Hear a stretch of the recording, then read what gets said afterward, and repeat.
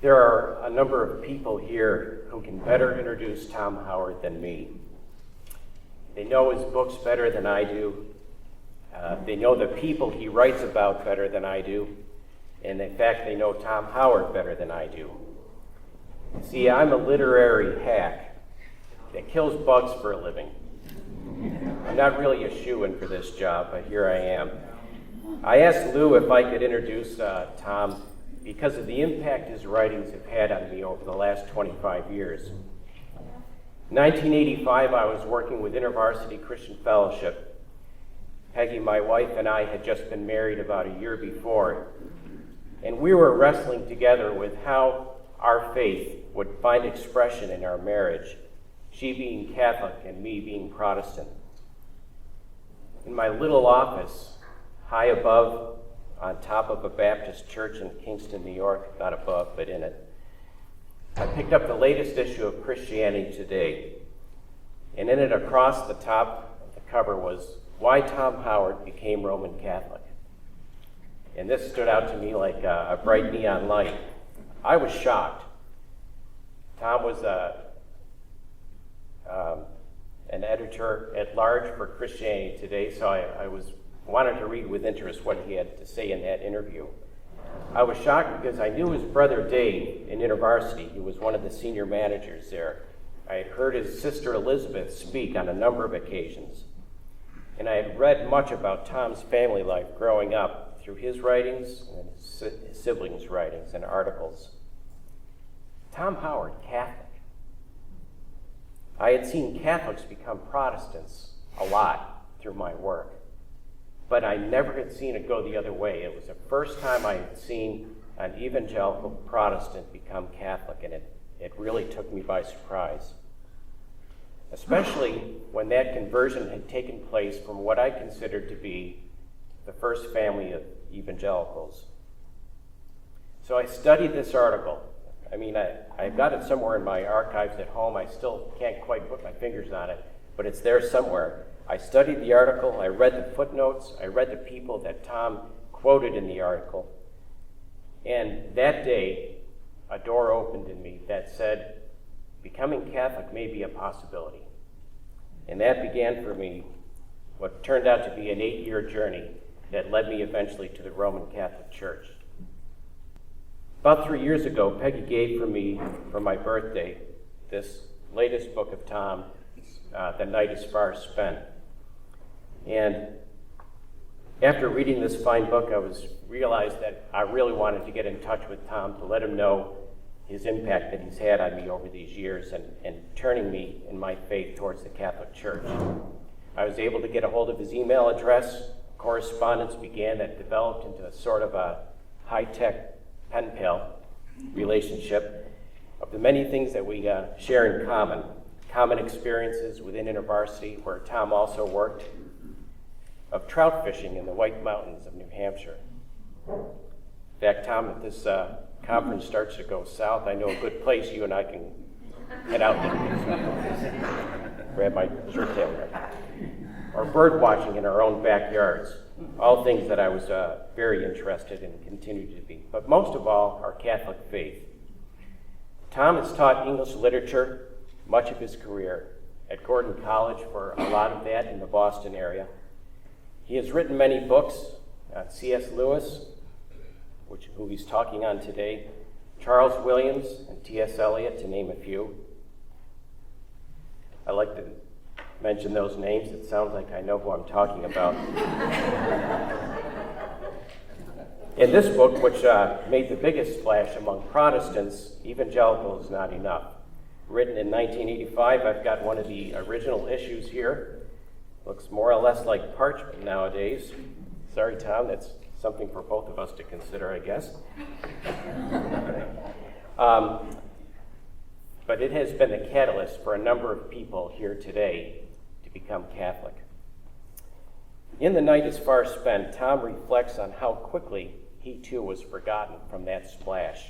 The last chapter of the book is a little article on being forgotten, and I just wanted to quote one thing here. I found myself trekking about the country giving speeches at East Cupcake Tech, North Overshoe Bible Institute, South Band-Aid Junior College. My alma mater. Welcome to St. John Fisher College, Tom. You have arrived. Finally, good writing is a work of art. I choose to read authors like G.K. Chesterton that inspire with their wisdom in the mysteries, those unseen wonders that Lou was just talking about. I marvel at how the mastery of the language comes out in his writings, the construction of sentences and paragraphs and chapters to make a cohesive whole, and his wit, his humor. The elements somehow conspire together to bring the reader to the brink of wonder, and that is a gift. Tom Howard is such a writer. It is my distinct pleasure and honor to introduce to you an artist with words, Dr. Thomas Howard.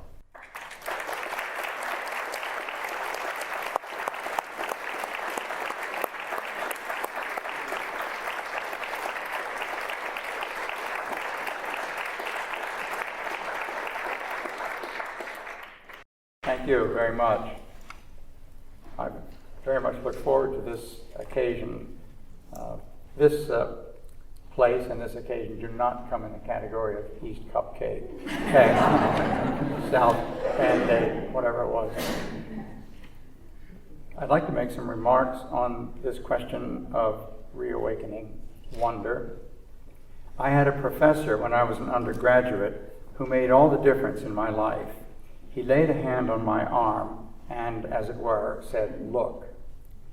What he wanted us all to look at was whatever was in front of us, whatever was in front of our noses. As he taught us Wordsworth and Keats and English fiction, and then a bone-crunching course in aesthetics, he had us all gasping and writhing and perspiring under the assault of sheer wonder. In every class hour, we were summoned by the great call, "Awake, thou that sleepest, and rise from the dead." He would harry us for being so besotted that we never paused, agog at the sight of the squirrels that ran across the campus lawns. "If you stumbled across an aardvark on your way to class," he would complain, waving his arms about, "you would be agog. But think about it. An aardvark has nothing, I say, that is any more startling than what a squirrel has. Ears, nose, eyes, feet, tail. In what sort of torpor do you people drift about that you can pass so somnolently by these exquisite little creatures?" His point, of course, was that we had got accustomed to the squirrels, hence we could no longer see them. This touches on one of the oddities of our sublunary life. Sublunary. That's not a word that we come upon every day. It simply means under the moon, which is where we mortals live. And it was used for centuries to refer to our ordinary life here on earth as opposed to the life of the gods, or in Christian terms, of the life with God in paradise, where we will finally have won through to the capacity for pure, undying wonder in the presence of everything there is. This capacity to see splendor in ordinary things will never fade. This is because time will have been vanquished. For it is time, of course, with its corollary repetition, that cauterizes our capacity for wonder. We see something once, a bald eagle, say, and we are transported. But if we live in Vancouver and see these great monarchs every day sitting in those stupendous fir trees, we get used to the spectacle. Bald eagles? Oh, they're everywhere around here. C.S. Lewis said that it was Beatrix Potter's Squirrel Nutkin that awakened in him the idea of autumn. But surely by the time he read that book, Lewis had lived through several autumns himself. But it took those sunlit little watercolors of hers to awaken him to the haunting mystery of autumn. It was Beatrix Potter's Mrs. Tiggywinkle that awakened me to sunshine on the hills. I have a strange theory in this connection, that there is a peculiar endowment vouchsafed to childhood, art, and eternity, In these three realms, we come upon the weight of glory in things. Here we enjoy the undimmed capacity for wonder. The enemy of this capacity is time with its repetitions. But time stops in these three realms: childhood, art, and eternity. For one thing, time chivies us along. It hustles us. I've often thought of this in my travels. You get to some idyllic spot, the West Highlands of Scotland, or the Cotswolds, or some high alpine meadow, and you think that here at last is what your soul has yearned for. The bracken and heather and gorse, the cozy pub lunches, the flower-sprinkled meadows and snowy summits, these seem to be the very precincts of felicity. But then you suddenly find that it is 11 o'clock on Tuesday morning, and tomorrow morning at 8 o'clock your plane leaves for London or Zurich. The hectic tyranny of sheer time. And for another thing, time is the baleful herald of change. Things don't last. T.S. Eliot talks about how they're always putting up a factory or bulldozing a bypass in some erstwhile hayfield. And of course, change is itself the herald of decay, decrepitude, and death. Golden lads and girls all must, as chimney sweepers, come to dust, says Guiderius in Cymbeline. There is a house in the White Mountains of New Hampshire that has come down through 6 generations in my family. The bliss which rushed upon me in my early years upon arriving there in the summer was almost insupportable. The silence of those fields and mountains and forests seemed to bespeak eternity itself. But then in 1950, they gouged Interstate 93 right through the Franconia Valley. Now there is unremitting din. Cars, SUVs, RVs, 18-wheelers, and worst of all, straight from hell, Harley-Davidsons. Roar by, day and night, just where my grandfather's hayfield used to be. And then time accustoms us to things. We get used to them. Back to our squirrels. We no longer marvel at them as we might have at the age of 2. They fade into the drab domain of the commonplace. We no longer approach them with wonder. Parenthetically, the melancholy truth of the matter for me is that I now approach them with murder in my heart. They barge in and raid my anti-squirrel bird feeders. They have disfranchised my chipping sparrows, tufted titmice, white-breasted nuthatches, and Carolina wrens. So we poor adults ask ourselves, what will arouse us from our torpor? We cannot return to our childhood. But I have also in this connection mentioned art. I'm speaking here most especially of painting and poetry, but I think all the arts participate in this phenomenon. For example, we get used to apples or peaches in a basket on the kitchen counter. As we come and go during the day, we scarcely notice them. In order to be flagged down by sheer appleness or peachness, we have to pop into the museum and find the room where they have hung Cézanne's paintings. It takes a still life to pluck us by the sleeve and bid us see apples and peaches. The hurly-burly of ordinary household life cauterizes our capacity for the wonder that is surely due these fruits. Or in this connection, you may perhaps recall Constable's wonderful painting of the hay wain. Here's this great hay wagon being drawn by oxen across a shallow brook under tall shade trees. But when we stand in front of that painting, we see the thing. Tranquility suffuses all. We find ourselves invited into the domain of peace itself. The moment is arrested forever. Poetry has this same office of awakening us. What happens to you when you hear Keats speak of the nightingale's song that found a path through the sad heart of Ruth when, sick for home, she stood in tears amid the alien corn, the same that oft times hath charmed magic casements opening on the foam of perilous seas in fairy lands forlorn. Or Tennyson, when he tells us that the splendor falls on castle walls and snowy summits old in story. The long light shakes across the lakes, and the wild cataract leaps in glory. O hark, O hear, the horns of Elfland faintly blowing. Blow, let us hear the purple glens replying. Blow, bugle, answer, echoes dying, dying, dying. Poetry, by restoring wonder to you with its incantations, will break your heart.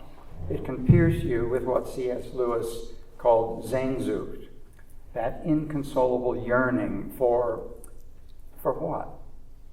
One scarcely knows. It bespeaks ineffable joy, but at the same time leaves you desolate. You find that the joy that calls from those lines will elude you somehow. Time bundles you along. Childhood and art seem to me to be the harbingers of eternity itself, which must be that domain where nothing fades, neither the thing itself nor our capacity to see it, that is, to wonder. The passing of 1,000 eons, as time might tally it, will find us still ravished at things. Surfeit, sophistication, and ennui will have been vanquished along with decrepitude, decay, and death. Childhood, art, and eternity.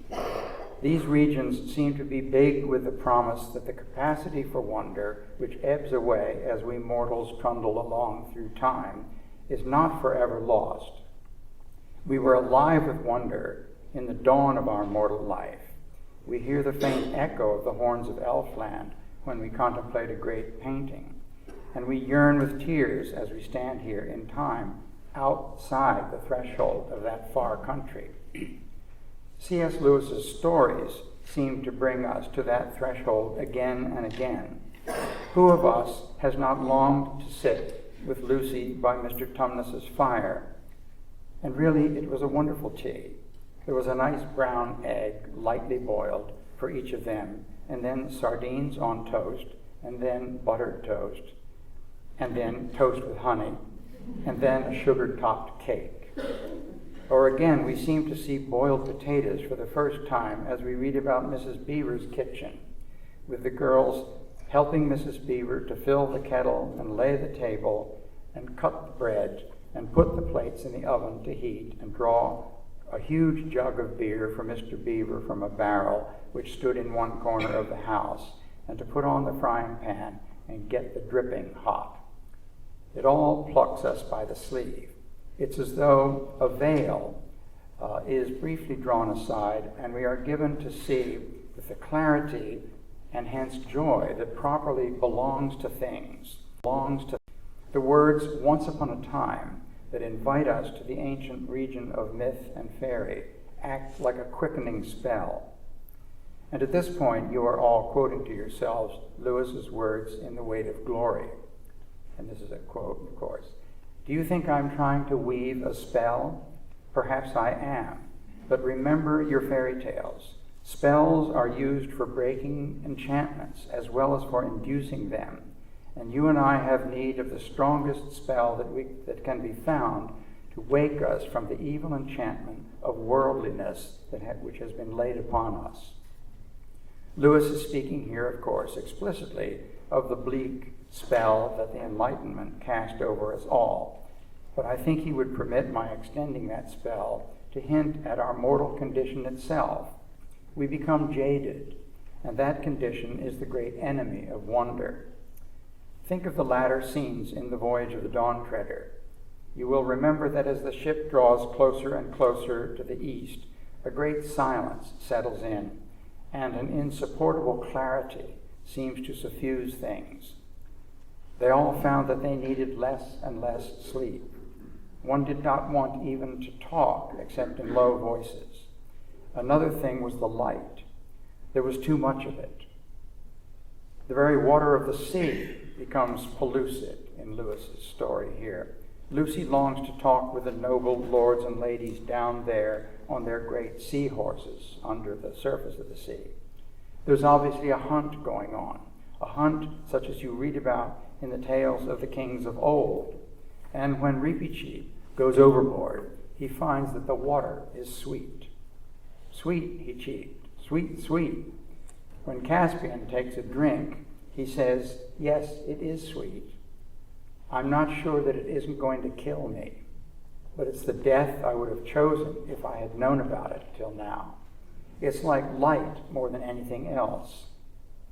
Reepicheep remarks that it's drinkable light, and one by one, everyone on board drank, and for a long time they were all silent. They felt almost too well and strong to bear it. Then they noticed that the light, already too strong, is increasing. But they could bear it, says Lewis. And then as they draw near, even nearer to the utter east, there arose a smell which Lucy found very hard to describe. Sweet, yes, but not at all sleepy or overpowering. A fresh, wild, lonely smell that seemed to get into your brain and make you feel that you could go up mountains at a run or wrestle with an elephant. Certainly here we have Lewis, with every tactic at his disposal, awakening wonder in us. We find ourselves impelled to think, as though for the first time, of such commonplaces as water and air and stillness. An interesting point arises here. The threshold between the commonplace in our world, air and water, for example, and the remote regions of felicity turns out to be very low. Ordinary things take on a thick individuality and appear crowned with splendor.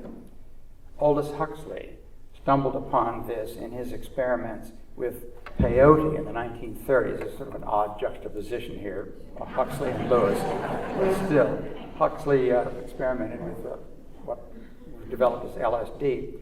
And he testifies that under the influence of this drug, a chair is no longer a mere chair. He says, a chair is St. Michael and all angels. This summoning of things from the mildew of the commonplace back up into the clarity and splendor with which they were endowed at the creation, and to which they will be restored on the last day, is at work all the way through Lewis's work. I think this must be at least part of his reason for setting his tales either in the domain of childhood, or in gloam, or on remote planets. In that hideous strength, on the other hand, we find ourselves down here in Edgestowe, which turns out to be a town fraught with every refinement of vanity, duplicity, venality, pusillanimity, petulance, humbug, cynicism, fatuity, cruelty, and perfidy. But glory comes down upon things, not merely when the gods descend on St. Anne's, but equally, if inauspiciously, in the commonplaces of life in that household, which turns out to be the last remnant of Logres, which is the Arthurian Britain, which Charles Williams writes a lot about.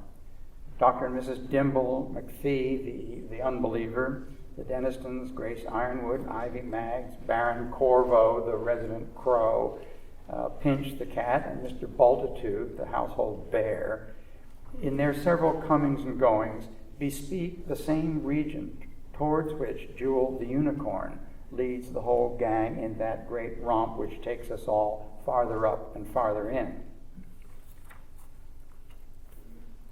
Lewis's poetry has been neglected. One of his best, he has a poem about gnomes, by the way. The great thing about gnomes, of course, is that their native air, so to speak, is rock and earth. Rock and earth, certainly not much noticed by us men, who so blithely assume that, of course, air, or in a pinch water, is the true habitat of respectable living creatures. A gnome, says Lewis, moves through earth like an arrow in the air, in perfect blackness underneath the surface, in a silence unbroken, gravel, marl, blue clay, all's one to travel in. Chief amidst his pleasures is the quiet leaf mold, like air in meadowy valleys when the wind's at rest. Like sylvan freshness are the lodes of silver, cold, clammy, fog-like are the leaden veins. Those of gold are prodigally sweet like roses. Gems stab coolly like the small spring rain. Well, next time you come upon any earth or gravel or mold, put on your gnome spectacles and see them for the first time. Lewis's best poem in this vein is called On Being Human, and I'm going to take the risk of reading the whole thing to you. It's only 1 page plus long.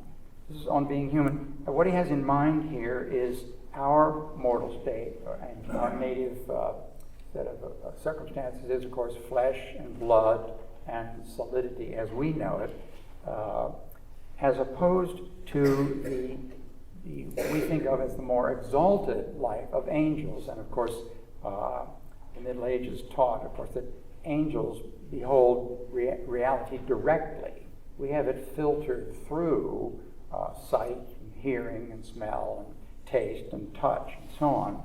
But Lewis is intrigued by some particular excellences that we mortals enjoy, which angels don't know. Angelic minds, they say, by simple intelligence behold the forms of nature. They discern unerringly the archetypes, all the verities which mortals lack or indirectly learn. Transparent in primordial truth, unvarying pure earthness and right stonehood, from their clear high eminence are seen, unveiled, the seminal huge principles appear. The treeness of the tree they know, the meaning of arboreal life, how from earth's salty lap the solar beam uplifts it, all the holiness enacted by leaves falling and rising, sap, but never an angel knows the knife-edged severance of sun from shadow where the trees begin, the blessed cool at every pore caressing us. An angel has no skin. They see the form of air, but mortals, breathing it, drink the whole summer down into the breast, the lavish pinks, the field new mown, the ravishing sea smells, the wood fire smoke that whispers rest, the tremor on the rippled pool of memory that from each smell in widening circles goes, the pleasure and the pang. Can angels measure it? An angel has no nose. The nourishing of life and how it flourishes on death and why, they utterly know, but not the hill-born earthy spring, the little spring bubbling up in the woodland, the dark, cold bilberries, the ripe peach from the southern wall, still hot, full-bellied tankards, foamy topped, which Lewis loved, the delicate half-lyric lamb, a new loaf's billowy curves, nor porridge, nor the tingling taste of oranges. An angel has no nerves. Far richer they. I know the senses, our senses, witchery, guards us like air from heavens too big to see. Imminent death to man would be that barbed sublimity and dazzling edge of beauty unsheathed. And yet here, within this tiny, charmed interior, this parlor of the brain, their maker shares with living men some secrets in the privacy forever ours, not theirs. Celebrating the mystery of being flesh and blood mortals. In The Weight of Glory, Lewis gives us a clue to the riddle of one of the riddles of our mortal existence. Here's what he says. This was the sermon he preached, of course, at the Church of St. Mary the Virgin in Oxford. Here we have one of the summary paragraphs in the sermon. And this brings me, says Lewis, to the sense of glory as brightness, splendor, luminosity. We are to shine as the sun. We are to be given the morning star. I think I begin to see what it means. In one way, of course, God has given us the morning star already. You can go and enjoy the gift on many fine mornings. if you get up early enough. What more, you may ask, do we want? But we want so much more. We do not want merely to see beauty, though God knows even that is bounty enough. We want something else which can hardly be put into words, to be united with the beauty, to pass into it, to receive it into ourselves, to bathe in it, to become part of it. That is why we have peopled earth and air and water with gods and goddesses and nymphs and elves, that though we cannot, yet these projections can enjoy in themselves that beauty, grace, and power of which nature is the image. That is why the poets tell us such lovely falsehoods. But if we take the imagery of Scripture seriously, if we believe that God will one day give us the morning star and cause us to put on the splendor of the sun, then we may surmise that both the ancient myths and modern poetry, so false as history, may be very near the truth as prophecy. At present, we are on the outside of the world, the wrong side of the door. We can discern the freshness and purity of the morning, but they do not make us fresh and pure. We cannot mingle with the splendors we see, but all the leaves of the New Testament are rustling with the rumor that it will not always be so. Someday, God willing, we shall get in. My own guess is that most of us at this conference will feel that Lewis, Tolkien, Chesterton, and their ilk have had a part in making straight in the desert the highway that leads farther up and farther in.